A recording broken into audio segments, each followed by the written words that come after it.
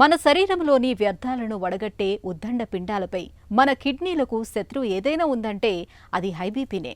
రక్తపోటు కొండెక్కుతున్న కొద్దీ మన కిడ్నీల పనితీరు మందగించిపోతూ ఉంటుంది. హైబీపీ నిశ్శబ్దంగా మన కిడ్నీలను కబళిస్తుంది. ఇక ఇప్పటికే కిడ్నీ జబ్బుతో బాధపడే వాళ్ళైతే హైబీపీ విషయంలో అనుక్షణం అప్రమత్తంగా ఉండాల్సిందే. తరచూ బీపీని పరీక్షించుకుంటూ మందులతో పాటు ఆహార వ్యాయామాల విషయంలో తగిన జాగ్రత్తలు తీసుకోవాలి. అదుపు తప్పిన రక్తపోటు మన కిడ్నీలకు ఎలా ప్రమాదకరంగా పరిణమిస్తుందో, హైబీపీ దాడి నుంచి కిడ్నీలను కాపాడుకునేందుకు ఏం చేయాలో ఇప్పుడు తెలుసుకుందాం.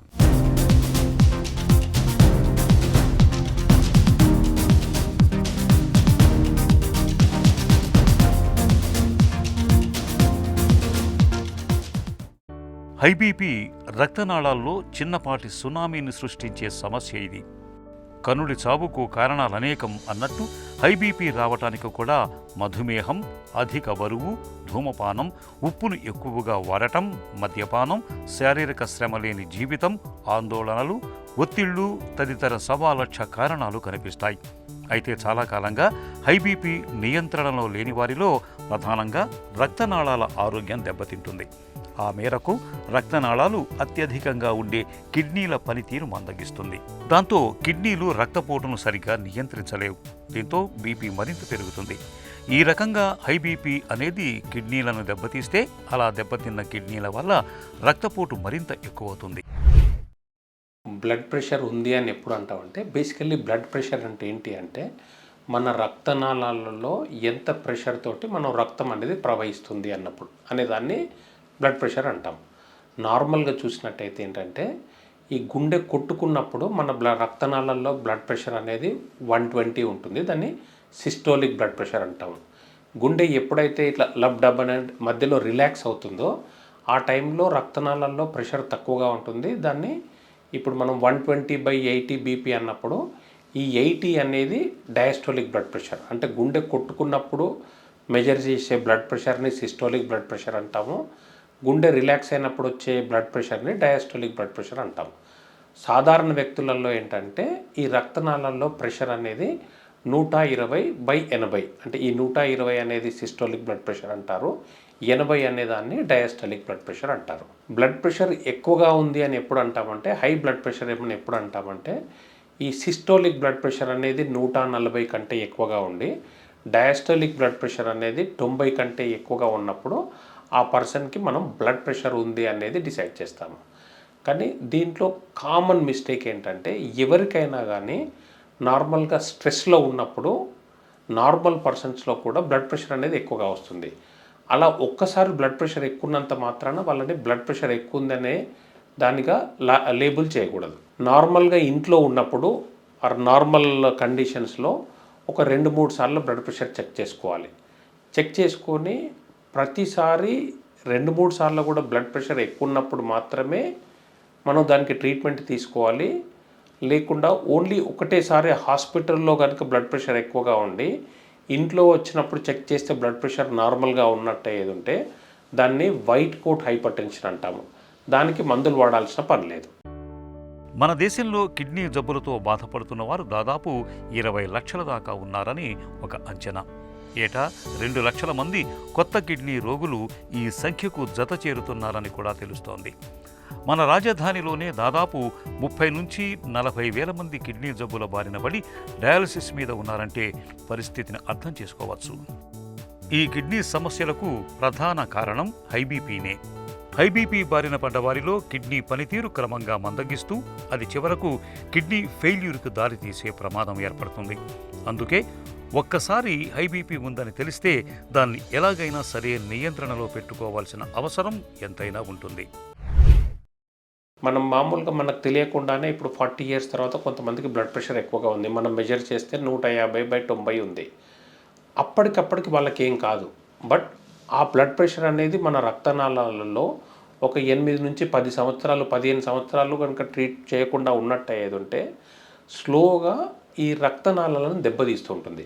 ప్రధానంగా కిడ్నీల మీద, హార్ట్ మీద అండ్ మెదడులో ఉన్న రక్తనాళాల మీద ఈ చిన్న చిన్న రక్తనాళాలన్నీ కూడా బాగా స్టిఫ్గా అయిపోతాయి. ఈ కిడ్నీలలో కనుక తీసుకున్నట్టు ఏది ఉంటే కిడ్నీల్లో మనం ఫిల్టర్ చేసేదాన్ని గ్లామరులై అంటాం. మామూలుగా ఈ ఫంక్షనింగ్ యూనిట్ని ఈ ఎక్కువగా ప్రెషర్ ఉండడం వల్ల అది బాగా డ్యామేజ్ అయిపోయి క్రమేణా క్రానిక్ కిడ్నీ డిసీజ్ అంటాం. అంటే ఈ హైపర్ టెన్షన్ వల్ల స్లోగా కిడ్నీ దెబ్బతినడాన్ని క్రానిక్ కిడ్నీ డిసీజ్ అంటాము. కొంతమందిలో ఈవెన్ బ్లడ్ ప్రెషర్ అంటే ఇప్పుడు క్రానిక్ హైపర్ టెన్షన్ కాకుండా అక్యూట్ హైపర్ టెన్షన్ అంటాం. అంటే సడన్గా 180, 100 కంటే ఎక్కువగా ఉండి ఈ మధ్య కాలంలో ఓన్లీ 1 వీక్ 10 డేస్ బ్యాకే ఈ బ్లడ్ ప్రెషర్ కనుక పెరిగినట్టు అయ్యేదంటే వాళ్ళ లోపల ఏంటంటే ఈ మ్యాలిగ్నెంట్ హైపర్ టెన్షన్ అంటాం. దానివల్ల ఏమైపోతుందంటే చిన్న చిన్న రక్తనాళాల్లో ఈ బ్లడ్ క్లాట్ అయిపోవడము, వాళ్ళకు బాగా ప్రెషర్లో ఈ బ్లడ్ ప్రవహించడం వల్ల ఏంటంటే హీమోగ్లోబిన్ తగ్గడం కానీ, ప్లేట్లెట్ కౌంట్ తగ్గడం కానీ, ఆర్ కిడ్నీ ఫంక్షన్ ఇమ్మీడియట్గా ఫెయిల్ అయిపోయి క్రియాటిన్ పెరగడం కానీ జరుగుతూ ఉంటుంది. ఇప్పుడు ఈ అక్యూట్ హైపర్ టెన్షన్ బాగా సివియర్గా ఉన్నప్పుడు ఏంటంటే కొంతమందిలో ఈవెన్ కళ్ళలో చేసే రక్తనాళాలు దెబ్బతిని కళ్ళు కనపడకుండా పోతుంటాయి. ఇంత బ్లడ్ ప్రెషర్ ఉండడం వల్ల ఏంటంటే హార్ట్లో ఉన్న రక్తనాళాల మీద కూడా దెబ్బతిని హార్ట్ మీద ప్రెషర్ ఎక్కువ పడి సడన్గా హార్ట్ ఫెయిల్ అవుతూ ఉంటుంది. అంటే హైపర్టెన్సివ్ హార్ట్ ఫెయిల్యూర్ అంటాము. ఆరు కొంతమందికి హార్ట్లో క్రానిక్గా ఉండడం వల్ల ఏంటంటే ఈ హార్ట్ అటాక్ అంటాం కదా, వీళ్ళ లోపల ఆ రిస్క్ ఎక్కువగా ఉంటుంది. అట్లాగే ఈ హైపర్ టెన్షన్ వల్ల మెదడులో రక్తనాళాలు కనుక దెబ్బతిన్నట్టు అయ్యేది ఉంటే వీళ్ళకు పారాలసిస్ స్ట్రోక్ అంటాం. ఒకరికొకసారి బాగా బీపీ ఎక్కువగా ఉన్నప్పుడు ప్రెషర్ ఎక్కువ అయిపోయి రక్తనాళాలు మెదడులో చిట్లిపోతాయి. అట్లాంటప్పుడు ఏంటంటే హైపర్టెన్సివ్ బ్లీడ్ అంటాం. అలా కాకుండా కొంతమందికి క్రానిక్గా బ్లడ్ ప్రెషర్ ఎక్కువగా ఉన్నట్టు అయ్యేది ఉంటే ఆ రక్తనాళాలు మూసుకొని పోయి ఇస్కిమిక్ స్ట్రోక్ అంటాం. ఇవి వచ్చే అవకాశాలు ఉంటాయి. ఎవరైతే 40 ఇయర్స్ కంటే ఎబోవ్ ఉంటారో ఎవ్రీ ఇయర్ ఒకసారి ఫస్ట్ బ్లడ్ ప్రెషర్ ఉందా లేదా చెక్ చేసుకోవాలి.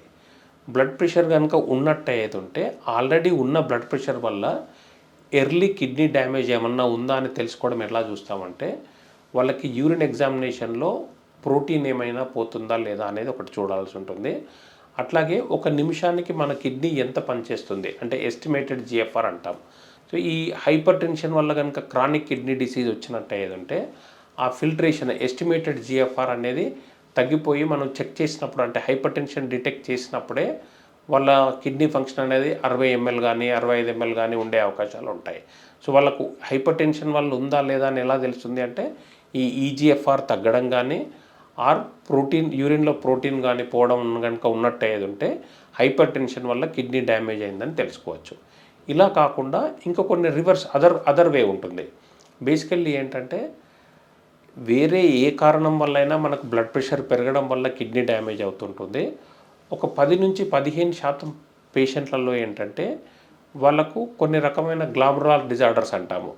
దానివల్లనే కిడ్నీ ఎఫెక్ట్ అవుతూ ఉంటుంది. ఆ కిడ్నీ ప్రాబ్లం వల్లనే బ్లడ్ ప్రెషర్ వస్తూ ఉంటుంది. వీళ్ళని ఎలా తెలుసుకుంటామంటే మనకు ఆ హైపర్ టెన్షన్ అనేది అంటే కాళ్ళకు వాపు రావడం కానీ ఆర్ మూత్రంలో బ్లడ్ పోవడం కానీ అంటే అక్యూట్ గ్లామరోడెఫ్రైటిస్ అంటాము. ఆర్ మనం ఎర్లీ మార్నింగ్ లేచిన తర్వాత మన కళ్ళ చుట్టూ వాపు ఉండడం కానీ ఆర్ యూరిన్ తక్కువ రావడం కానీ ముఖము కాళ్ళు వాపు రావడం ఈ లక్షణాలు ఉన్నప్పుడు ప్లస్ యూరిన్లో యాక్టివ్ సెడిమెంట్ అంటాం. అంటే యూరిన్లో బ్లడ్ పోవడం కానీ RBC కాస్ట్ అంటాం అవి ఉండడం కానీ యూరిన్లో ప్రోటీన్ పోవడం కానీ ఇవి ఉన్నట్టు అయ్యేదంటే ప్రైమరీ కిడ్నీ డిసీజ్ వల్ల హైపర్ టెన్షన్ ఉందని సస్పిషన్ చేసినప్పుడు ఏంటంటే ఆ కిడ్నీ డిసీజ్ ఎందుకు వచ్చిందని కొన్ని టెస్టులు చేసి ట్రీట్మెంట్ ఇచ్చినట్టు అయ్యేది ఉంటే కొంతమందికి హైపర్ టెన్షన్ నార్మలైజ్ అయిపోతుంది. ఈవెన్ కిడ్నీ ప్రాబ్లం కూడా ఫర్దర్ డ్యామేజ్ కాకుండా చూసుకోవచ్చు. మంచి ఆహారపు అలవాట్లు, తగినంత శారీరక వ్యాయామం ఈ రెండే హై బీపీని రాకుండా చూసుకోవటానికి అవసరమయ్యే ప్రాథమిక విషయాలు. దీంతో పాటుగా ఉప్పు తక్కువగా తీసుకోవటం, మద్యపానం, ధూమపానాలకు దూరంగా ఉండటం, ఒత్తిళ్లను జాగ్రత్తగా అధిగమించటం, అధిక బరువు దరి చేరకుండా చూసుకోవటం తదితర ముందస్తు జాగ్రత్తల ద్వారా హై బీపీని తద్వారా కిడ్నీ సమస్యలు దరిచేరకుండా నివారించుకోవచ్చు.